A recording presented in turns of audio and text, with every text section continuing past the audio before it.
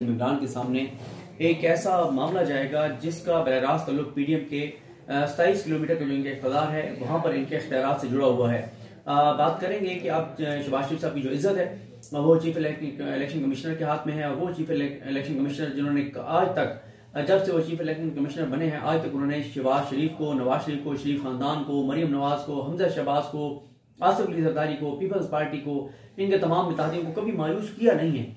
जब इनको जो रिलीफ चाहिए होता है वो रिलीफ इनको देते हैं, टंकी की चोट पे देते हैं। ये नहीं देखते कि इस इदारे की इज्जत इतराम कम होगी, बढ़ेगी।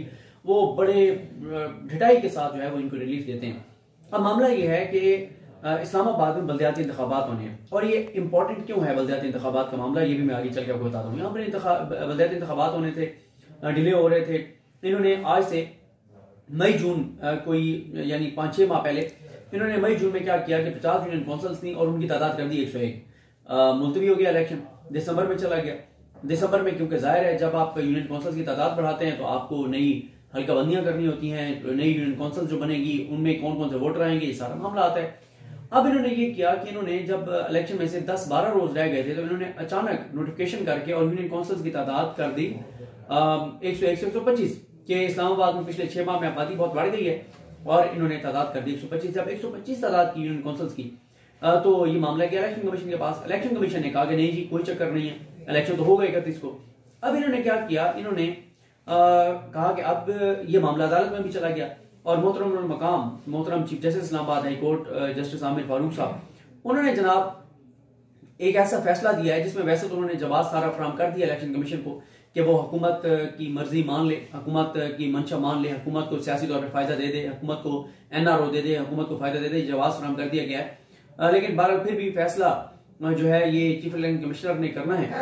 और चीफ इलेक्शन कमिश्नर ने ये फैसला करना है कल, और उनके मेंबरान ने, कि 2 तरह की चीजें उनके पास हैं। एक ये कि वो जो इस्लामाबाद हाई कोर्ट ने कहा है कि जिनके तहफुजात हैं वोटर्स के, जनाब हमारा वोट यहाँ नहीं होना चाहिए था, यहाँ होना चाहिए था, हमारे वोट जो है वो अपनी यूनियन काउंसिल में नहीं है, तो इनके जो तहफुजात हैं वो दूर करें।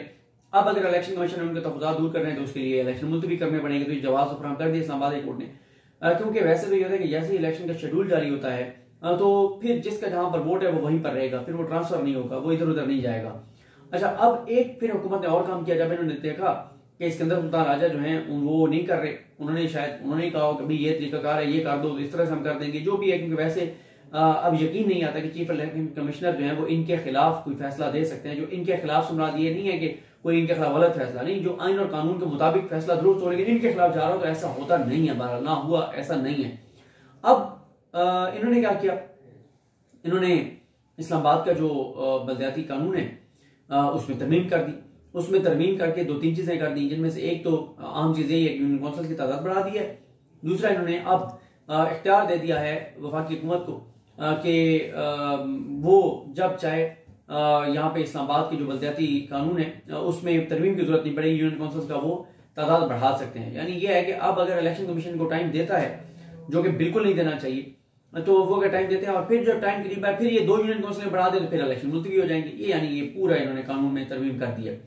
अब क्या हुआ, इन्होंने कौमी असम्बली के इजलास बुलाया, उसमें से तरमीम करवाई। तरमीम करवाने के बाद वो मामला सेनेट में गया।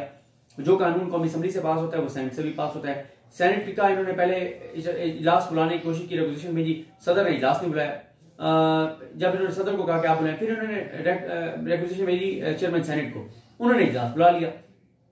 चेयरमैन सेनेट ने जो इजलास बुलाया तो चेयरमैन सेनेट ने जो इजलास बुलाया उसमें आपने देखा जिस तरह से इन्होंने बिल्डोज किया इस कानून को और इन्होंने कानून पास करवा लिया। अब इन्होंने इसी के ऊपर आपने देखा होगा उनका जो जमात इस्लामी के सेनेटर हैं उनका भी एक ट्वीट था और मुस्तफा नवाज खोखर साहब का भी एक ट्वीट था। ये दोनों भी मैं आपके सामने भी रख देता हूँ।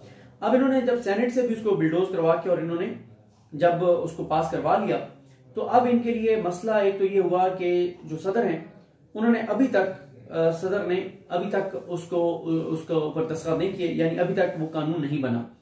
अब पहले तो आ जाए इस बात पर कि जो ये मुस्तफा नवाज खोखर साहब के बहुत अहम ट्वीट्स हैं।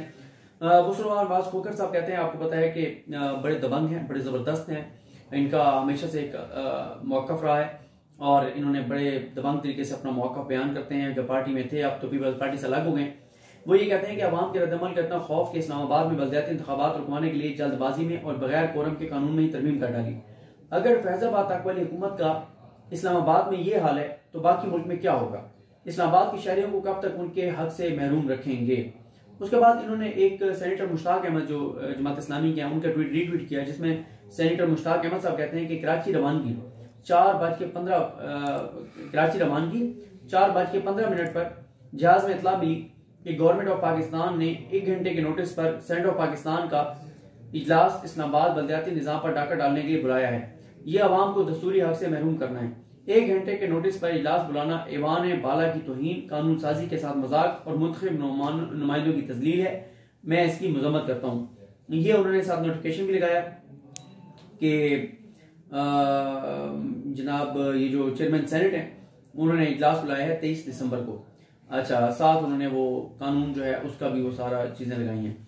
अच्छा, अब आ जाए उसके बाद मुस्लिम आवाज खोकर साहब कहते हैं जब ये पास करवा लिया गया कौमी असम्बली से और सेनेट से, वो कहते हैं कि इतनी उजरत में तो आर्मी एक्ट में तरमीम नहीं हुई जितनी जल्दबाजी में इस्लामाबाद बल्दियाती कानून में तरमीम कर दी गई है ताकि बल्दियाती इलेक्शनों को मुलतवी किया जा सके। अगर हुकूमती इत्तेहाद को तमाम यूनियन काउंसिलों में उम्मीदवार ही नहीं मिले तो इसमें इस्लामाबाद के शहरियों को क्या कसूर है?